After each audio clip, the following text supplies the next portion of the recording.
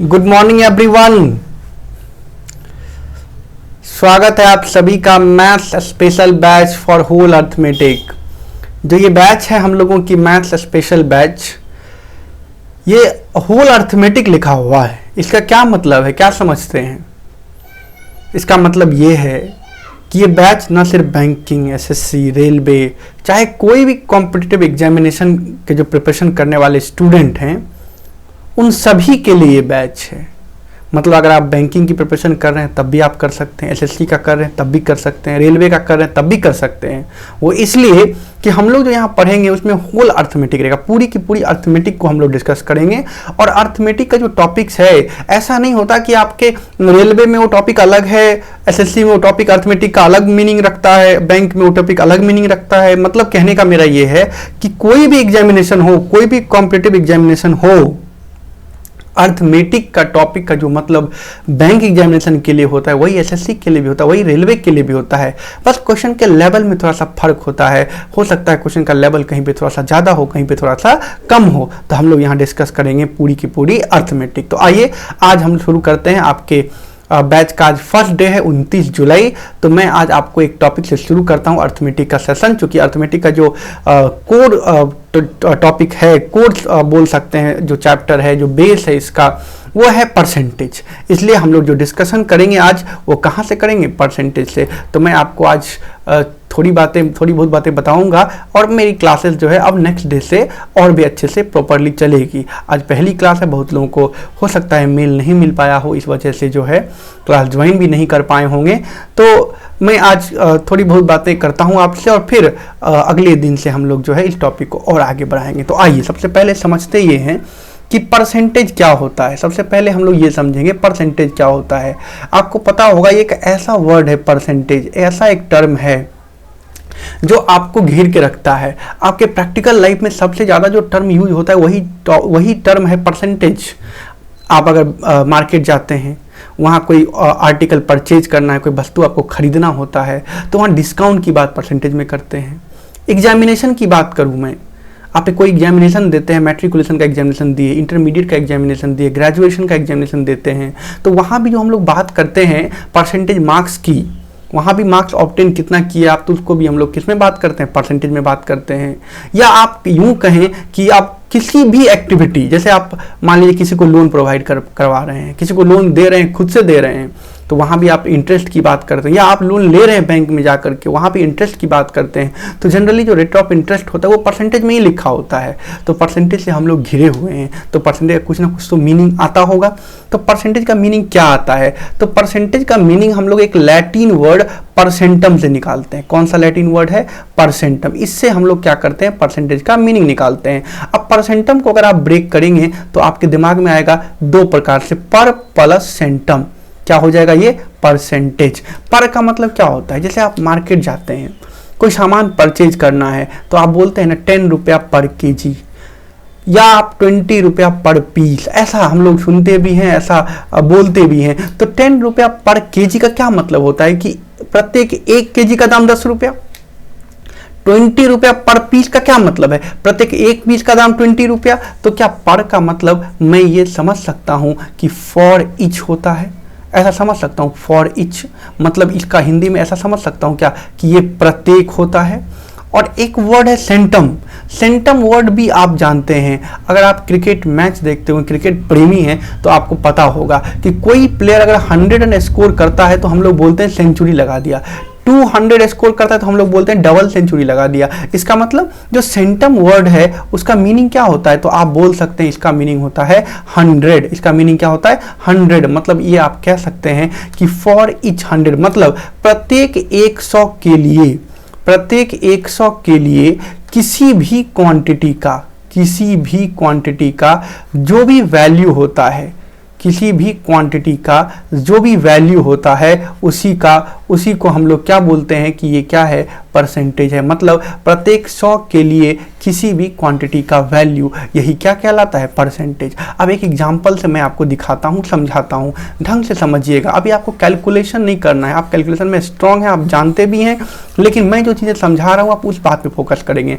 कभी अगर ऐसा लिखा है, किसी आर्टिकल का प्राइस लिखा है MRP लिखा है 2000, मान लेते हैं ऐसा, ठीक है, और डिस्काउंट भी दिया हुआ है 20% का, ऐसा लिखा हुआ है, सोचिए कहीं, तो आपके दिमाग में इस 20% का क्या मतलब है। अभी मैं इसको ऐसे लिखता हूँ 20%, तो इसका मतलब क्या होता है 20% का, तो आप जानते हैं परसेंट का मतलब क्या है कि प्रत्येक 100 के लिए किसी भी क्वांटिटी का वैल्यू, फॉर ईच 100, तो आप ये कह सकते हैं ना कि 20 फॉर ईच 100, इसका ये मतलब निकल के आएगा 20 फॉर ईच 100, ये मतलब निकल के आएगा। तो हम लोग ये भी कह सकते हैं कि देखिए, अगर डिस्काउंट का हिंदी समझे तो इसका मतलब होता है छूट, मतलब क्या समझ सकते हैं कि 20 रुपीज़ की जो छूट होगी वो कितने के लिए, प्रत्येक 100 के लिए, और आपके पास जो आर्टिकल है वो 2000 का है, इसका मतलब क्या ऐसा समझा जा सकता है कि यहाँ 100 का टर्म जो है वो 20 टाइम्स है, समझ सकते हैं ऐसा कि 100 का टर्म यहाँ कितनी बार मिलेगा, 20 बार, और एक बार 100 में 20 रुपये की छूट है, तो 20 बार अगर 20 रुपये की छूट मिलेगा तो टोटल जो डिस्काउंट होगा आपका वो कितना का हो जाएगा, 400 रुपये का। यहाँ तक किन्हीं को कोई प्रॉब्लम है। दूसरा एग्जाम्पल मैं एक और समझाता हूँ कि मान लीजिए आप कोई एग्जामिनेशन देते हैं, टोटल मार्क्स जो एग्जामिनेशन का है, टोटल मार्क्स वो गिवन है 500, ऐसा मानते हैं, कितना गिवन है 500, और जो मार्क्स ऑब्टेन आप किए हैं, जो मार्क्स आप ऑब्टेन किए हैं वो आपको पता है कि आपने मार्क्स ऑब्टेन किया है, मार्क्स पाया है 60%, तो 60% का क्या मतलब होगा, 60% का क्या मतलब होगा कि 60 फॉर ईच 100, 60 फॉर ईच 100 ऐसा मतलब होगा। यहां तक बातें क्लियर है कि 64 क्या हो जाएगा, ईच 100 हो जाएगा। तो आप समझ नहीं सकते क्या, आप समझ सकते हैं कि 500 का मतलब क्या है, 5 बार 100, 5 बार 100, और 60% का मतलब प्रत्येक 100 के लिए 60 मार्क्स। तो आप ऐसा नहीं बोल सकते कि हम लोग अगर जानते हैं कि प्रत्येक 100 के लिए 60 मार्क्स और हमारे पास 5 बार 100 है, तो मैं ऐसा कह सकता हूं 60 जो है वो 5 बार मुझे ऑब्टेन करना होगा, इसका मतलब कितना हो गया 300। किसी को कोई दिक्कत है? यही चीजें अगर आप समझें कि 60% का मतलब तो नहीं बदलेगा, इसका मतलब तो यही रहेगा 60 फॉर ईच 100, लेकिन इस बार एग्जामिनेशन जो है आप नहीं दे रहे हैं, इस बार एग्जामिनेशन आप नहीं दे रहे हो, इस बार एग्जामिनेशन कौन दे रहा है, तो आपके पेरेंट्स दे रहे हैं, और उनके एग्जामिनेशन का जो टोटल मार्क्स है, उनके एग्जामिनेशन का जो टोटल मार्क्स है वो हम लोग एज्यूम कर लेते हैं कितना है, 700 है, कितना है 700 है। तब आप क्या समझेंगे कि 60% का मतलब तो यही होगा 60 फॉर ईच 100, लेकिन इस बार हमारे पास 100 का टर्म कितनी बार है, तो आप बोलेंगे 7 टाइम्स है, 7 बार है। इसका मतलब जो मार्क्स आएगा वो 60 कितना बार आएगा, 7 टाइम्स आएगा। इसका मतलब मार्क्स कितना हो जाएगा 420 यानी 420। किन्हीं को कोई प्रॉब्लम है, कोई तरह का दिक्कत है तो बताइए जल्दी से, मुझे कमेंट कीजिए कमेंट बॉक्स में, मैं आपके डाउट्स को क्लियर करूंगा। ये एक मतलब है परसेंटेज का, ठीक है। अब सुनिए, अब इसका दूसरा मीनिंग भी होता है। क्या मतलब होता है अभी मैं समझाता हूं, आप लोग एकदम ढंग से एक एक बात को समझते रहिए, एक एक बात को देखते रहिए, तो आपकी सारी जितनी भी डाउट्स है वो सारी की सारी क्लियर हो जाएगी। परसेंटेज का एक और मतलब होता है, क्या मतलब होता है तो देखिए जरा। परसेंटेज का एक और डेफिनेशन क्या होता है, इसको हम लोग ऐसे ही बोलते हैं कि इट इज डिफाइंड एज, क्या बोलते हैं, it is defined as a fraction, एक फ्रैक्शन हुज डिनोमिनेटर इज 100। क्या बोलते हैं, it is defined as a fraction whose denominator is 100।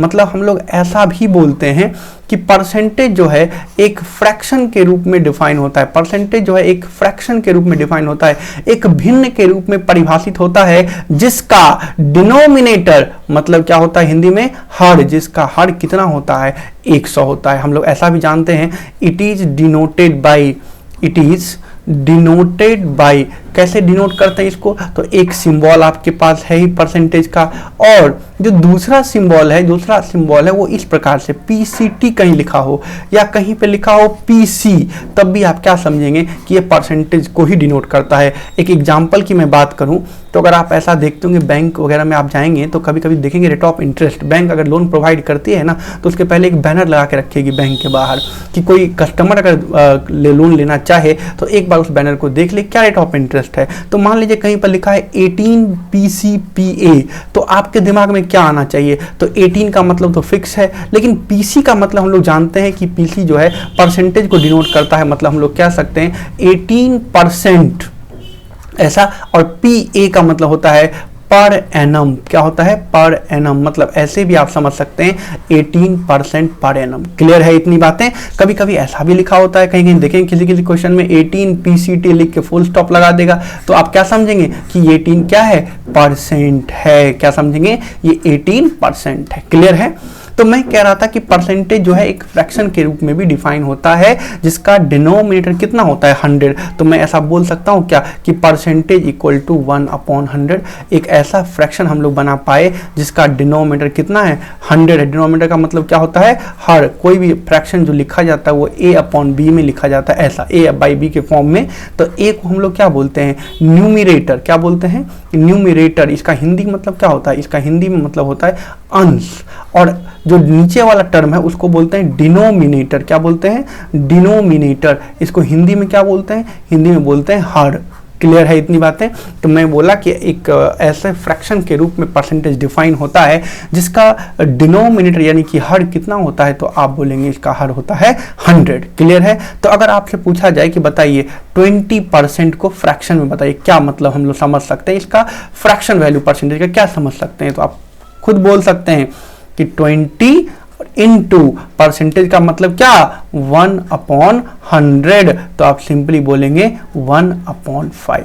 Clear? कभी लिखा हो 16 होल 2/3%, ऐसा लिखा हो, तब क्या समझना होगा? 16 3 जा 48 प्लस 2 कितना हो जाएगा? 50/3, और परसेंटेज का मतलब 1/100। तो सिंपली आप क्या बोलेंगे? इसका मतलब 1/6। क्लियर है?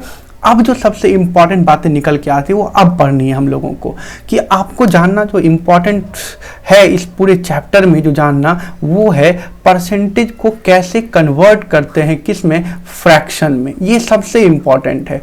दूसरा इसका एक और पार्ट है जो आप जानते हैं कि फ्रैक्शन को परसेंटेज में भी कन्वर्ट करना पड़ सकता है, लेकिन ये उतना ज़्यादा इंपॉर्टेंट नहीं है कि फ्रैक्शन को परसेंटेज में बदलिए, लेकिन ये सबसे ज़्यादा इंपॉर्टेंट है। अभी आपने देखा कि 20% को मैंने कैसे लिखा था? 20 इंटू 1/100 1/5। कितना आसान दिखा आपको। 16 होल 2/3% आप देखे, अभी मैंने क्या लिखा? 16 3 जा 48 प्लस 2 50/3 इंटू 1/100। तो आपने देखा कि मैंने इसको लिख दिया कैसे? 1/6। लेकिन इतना आसान एग्जाम में आए ज़रूरी नहीं है। आपके एग्जामिनेशन में कुछ ऐसे भी फ्रैक्शन आ सकते हैं, ऐसे भी परसेंटेज वैल्यू आ सकते हैं जिसको आपको फ्रैक्शन में कन्वर्ट करने में प्रॉब्लम आ सकती है। जैसे कि एग्जांपल के लिए मैं बात करूं, कभी लिख दिया 41.66%, कि बताइए इसका फ्रैक्शन क्या होगा। कभी लिख दिया 21.33%, बताइए इसका फ्रैक्शन क्या होगा। अब ऐसे क्वेश्चन में 23.33% ऐसा लिख दिया, बोला इसको परसेंटेज को फ्रैक्शन बनाइए, तो बहुत सारे लोग क्या करते हैं ना, ऐसा लिख देते हैं 23.33 है, पॉइंट को हटा देंगे, बाय 100 लगा देंगे, परसेंटेज की वैल्यू फिर से 100 नीचे में लिख देंगे, बोलेंगे ये आंसर है सर। लेकिन नहीं, ये गलत है। क्यों गलत है? तो 23.33 लिखा, ये इनफाइनाइट तक है, ऐसा है, ऐसा है, इनफाइनाइट तक। मतलब इसको आप ऐसा समझ सकते हैं 23.3 पर रैकरिंग इतना परसेंट, और इसको क्या ऐसा लिख सकते हैं क्या? तो आप बोलेंगे बिल्कुल नहीं लिख सकते हैं। तो हमें जो फोकस करना है स्पेशली इसी पे फोकस करना है कि ये कैसे होगा। क्लियर? तो पहली बातें मैं ये कहना चाह रहा था कि इस पे मैं अभी बात करूंगा, डिटेल में बात करूंगा, इस पूरे पे डिटेल में बात करूंगा। पहले आप ये बताइए कि इतनी बात समझ पाए कि परसेंटेज को मैं डिफाइन जब किया था तो एक फ्रैक्शन के रूप में डिफाइन किया जिसका डिनोमिनेटर क्या होता है? 100। तो बेसिक मीनिंग ये है, आप इतना पहले समझ के रखेंगे। इसी को आपको बोल दिया जाए, इसका उल्टा ऐसा बोल दिया जाए कि फ्रैक्शन को परसेंटेज में बदलिए, तो भी आप बदल सकते हैं, चेंज कर सकते हैं। कैसे? जैसे 1/5 है, आपको पता है कि डेफिनेशन क्या क्या कह रहा था कि डिनोमिनेटर शुड बी 100, जो डिनोमिनेटर होना चाहिए वो 100 होना चाहिए। तो आप ऐसा नहीं लिख सकते 1/5 और डिनोमिनेटर में 100 करना है, तो यहाँ भी 20, यहाँ भी 20, तो आपके दिमाग में आएगा 20/100। तो आप इसको ऐसे भी समझ सकते हैं ना, 20 इंटू 1/100, और इसको आप बोल सकते हैं 20%। क्लियर है? इतनी बातें आराम से बोला जा सकता है। इसी चीज को मैं थोड़ा सा समझाना चाहता हूं डिटेल में। देखिएगा नेक्स्ट पेज में, देखिएगा। अगर मैं ऐसा सोचा, ढंग से देखते रहिएगा, सभी लोग देखते रहिएगा। अगर मैं ऐसा सोचा कि 1/5 में ये हमारा क्या है, न्यूमरेटर, और ये क्या है, डिनोमिनेटर, ऐसा मैं सोच सकता हूँ क्या कि when denominator is 5 then numerator is 1, ऐसा सोच सकता हूं कि जब डिनोमिनेटर मेरा 5 है तो न्यूमरेटर मेरा कितना है, 1 है, और जब डिनोमिनेटर मेरा 1 होगा तो न्यूमरेटर कितना हो जाएगा, 1/5। और डेफिनेशन क्या बोलता है परसेंटेज का कि डिनोमिनेटर कितना होना चाहिए, तो आप जानते हैं कि डिनोमिनेटर शुड बी 100, डिनोमिनेटर 100 होना चाहिए, तब जो न्यूमरेटर का वैल्यू निकल के आएगा वही तो परसेंटेज है। मतलब अगर 100 डिनोमिनेटर के लिए हम लोग बात करें तो क्या हो जाएगा, 1/5 × 100, तो आप बोल देंगे सिंपली कितना, 20%।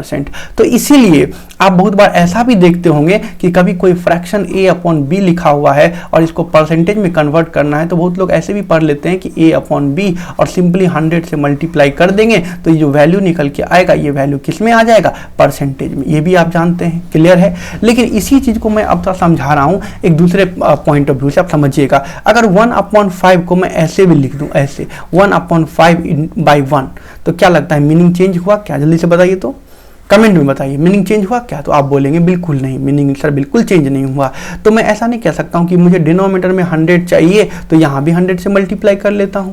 तो आपके दिमाग में आएगा कि ये चीजें तो 20 हो गई और नीचे में कितना हो गया, 100, तो ये कितना है बेसिकली 20/100। तो डिनोमिनेटर में 100 है तो मैं क्या लिख सकता हूँ, 20%। लेकिन क्या होता है ना कि ये चीजें छुपी रहती है, इसको हम लोग नहीं लिखा करते हैं, ये चीजें छुपी रहती है। सिंपली क्या करते हैं कि जो फ्रैक्शन है 1/5 इसको सिंपली 100 से मल्टीप्लाई किए, जो वैल्यू आया वही आपका 20% में लिख देता हूं। कैसे? तो आपके दिमाग में आना चाहिए कि नीचे में भी क्या है, 100 है, तभी तो ऊपर 100 से मल्टीप्लाई हुआ होगा तो ये 20 आया होगा, और नीचे का 100 क्या रहता है, छुपा हुआ, हिडन रहता है। इतनी बात समझ में आई सबको, क्लियर है।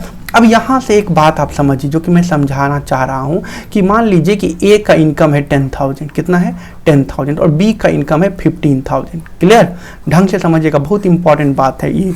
चलिए मैं इसको नेक्स्ट पेज में समझाता हूँ, यहाँ जगह थोड़ा सा कम है। देखिएगा यहाँ मैंने क्या बोला कि मान लीजिए कि ए का इनकम जो है वो कितना है 10,000 है और बी का इनकम कितना है 15,000। इस बात को बहुत अच्छे ढंग से समझिएगा। अगर आपसे कोई पूछता है कि बताइए B's income is how much % more than A's income, simple सा क्वेश्चन पूछा कि B's income is how much % more than A's income. आपको ये पूछा गया कि बताइए बी का इनकम ए के इनकम से कितना % ज्यादा है, बी का इनकम ए के इनकम से कितना % ज्यादा है। ये डेटा दिया आपको और ये क्वेश्चन पूछ लिया। और एक क्वेश्चन और देखिए, यही आपको ऐसे पूछा जाए, यही चीजें आपको ऐसे पूछा जाए कि ए और बी का जो इनकम का रेशियो है वो 2:3 है और क्वेश्चन सेम है, क्वेश्चन यही है कि B's income is how much % more than A's income. तो सोचने का तरीका समझिएगा, यही चीज हम लोग यूटिलाइज करेंगे। तो एक आदमी अगर पहले वाले केस को समझें तो आपके दिमाग में ऐसा आएगा ना कि इनकम पहले 10,000 है और अब हो गया 15,000, तो इनकम कितना बढ़ गया, तो आप बोलेंगे 5,000 बढ़ गया। किससे बढ़ गया, तो आप बोलेंगे किसके रेस्पेक्ट में बढ़ा है, 10,000 के रेस्पेक्ट में बढ़ा है। तो आपको ये एक फ्रैक्शन नजर आया कि नहीं आया, a/b। तो सिंपली अगर 100 से मल्टीप्लाई कर दें तो ये वैल्यू किस में आ जाएगा, परसेंटेज में। मतलब मैं ये कह सकता हूं 3030, 5 से 2 बार में 2 से 50, यहां से भी मैं आंसर लिख सकता हूं। क्लियर है। इसी चीज को आप ऐसे समझिए, इसी चीज को मैं ऐसे लिखूं अगर कि व्हेन जब ए का इनकम 10,000 है तो बी का इनकम 5,000 ज्यादा है। मैं क्या कह सकता हूं कि जब ए का इनकम 10,000 है तो बी का इनकम 5,000 मोर है, ज्यादा है। जब ए का इनकम 1 होगा तो बी का इनकम कितना ज्यादा हो जाएगा, तो 5,000/10,000। इसी चीज को मैं ऐसे समझूं कि परसेंटेज का मतलब तो 100 में देखना होता है। तो मैं ये कह नहीं सकता कि अगर ए का इनकम जब 100 होगा तभी तो मुझे एक्चुअल में परसेंटेज पता चलेगी। तो मैं क्या कह सकता हूं कि 5,000/10,000 और इंटू क्या लिख सकता हूं 100, तब भी आप देखेंगे वही चीजें निकल के आई। तो मैं क्या लिख सकता हूं 50%। क्लियर है ये चीजें। अब इसी चीज को आप समझिएगा मेरे इस एग्जांपल से, केस 2 से, तो आपको और भी बातें क्लियर हो जाएगी कि अगर ए और बी का इनकम 2:3 है, यदि ए और बी का इनकम कितना है 2:3 है, तो कोई आदमी अगर ऐसा सोच ले कि ए और बी अगर 2:3 है और मुझे पता है कि अगर ए के रेस्पेक्ट में बी का इनकम कितना ज़्यादा है, यही तो देखना है, कितना परसेंट ज़्यादा, यही तो देखना है कि B's income is how much percent more than A's income, B का इनकम ए से कितना परसेंट ज़्यादा है। तो सिंपली यही ना मतलब हुआ कि जब ए का इनकम 100 हो, परसेंटेज का मतलब क्या होता है कि 100 के रेस्पेक्ट में, 100 के रेस्पेक्ट में किसी भी क्वांटिटी का जो वैल्यू होगा, प्रत्येक 100 में किसी भी क्वांटिटी का जो वैल्यू होगा वही तो परसेंटेज है। तो आप सिंपली ऐसा नहीं समझ सकते कि अगर ए का वैल्यू 2 है और इसको मैं अगर 100 कर लूं तो 50 से यहां भी मल्टीप्लाई, 50 से यहां भी मल्टीप्लाई, क्या कहा जा सकता है, ढंग से बोलिएगा। अगर मैं 2:3 की बात कर रहा हूं, अगर मैं ए को 100 कर दूं, ए को 100 कर दूं, 50 से मल्टीप्लाई किया है तो दोनों फ्रैक्शन है चूंकि 2:3, तो मैं ऊपर नीचे दोनों में मल्टीप्लाई कर सकता हूं, कोई मीनिंग चेंज नहीं होगा। इधर 50 से मल्टीप्लाई किया, इधर भी 50 से मल्टीप्लाई कर सकता हूं, कोई मीनिंग चेंज नहीं हुआ। तो आप सिंपली नहीं कह सकते 50 × 2 कितना हो गया 100 और ये कितना हो गया 50 × 3 कितना हो गया 150। तो आप यहां से सिंपली बोल सकते हैं जब ए 100 है तो बी कितना हो जा रहा है 150, तो कितना ज्यादा हुआ 50। तो सिंपली जब ए 100 है तो बी कितना ज्यादा है 50, तो सिंपली 50% भी तो बोल सकते हैं। आई बात समझ में। अब देखिए अगर ये चीजें आप जानते हैं तो यहां भी समझ सकते थे, इतना करने की जरूरत बिल्कुल नहीं थी। क्या समझ सकते थे कि ए का इनकम अगर 10,000 है, ए का इनकम अगर 10,000 है और बी का इनकम अगर 15,000 है, 15,000 है, तो आप यहां से डायरेक्टली क्यों नहीं सोचेंगे कि क्यों ना ए का अगर 100 कर लिया जाए, ए को अगर 100 कर लिया जाए तो अपने आप बी कितना परसेंट ज्यादा है या कम है सब पता चल जाएगा। तो मैं अगर दोनों ओर डिवाइड कर दूं, दोनों ओर कैंसिल कर दूं डबल जीरो को, तो आप नहीं बोल सकते कि ए का इनकम अब जो है कितना दिखाई दे रहा है 100 दिखाई दे रहा है और बी का इनकम कितना दिखाई दे रहा है 150 दिखाई दे रहा है। तो आप यहां से भी डायरेक्टली तो बोल सकते थे कि ए से बी कितना ज्यादा है 50 ज्यादा है, किसके रेस्पेक्ट में, ए के रेस्पेक्ट में, और ए का वैल्यू भी है कितना 100 जब ए है तब बी 50 ज्यादा है, इसका मतलब सिंपली 50% ज्यादा है। क्यों कि ए के रेस्पेक्ट में देख रहे हैं और ए का वैल्यू कितना है 100 और 100 के रेस्पेक्ट में जो वैल्यू भी देखते हैं, क्वांटिटी को कंपेयर करते हैं, वो सबका सब किस में आता है परसेंटेज में। तो सिंपली भी तो परसेंटेज में 50% बोल सकते थे। आई बात समझ में। तो कैलकुलेशन के पार्ट में मैं ये भी यूज करूंगा और ये भी यूज करूंगा, इन दोनों को कम ही यूज करूंगा। तो आप ध्यान रखिएगा कि इन दोनों पर, ये जो स्टार आप देख रहे हैं, ये जो स्टार आप देख रहे हैं, इन दोनों को स्पेशली ध्यान रखिएगा कि मैं क्या करूंगा, जिसके रेस्पेक्ट में मुझे कंपेयर करना है उसी को 100 बना दूंगा। अगर वो 100 बन गया तो दूसरा वैल्यू आप खुद ब खुद देख करके बता सकते हैं कितना परसेंट ज्यादा है या कितना परसेंट कम है। क्लियर।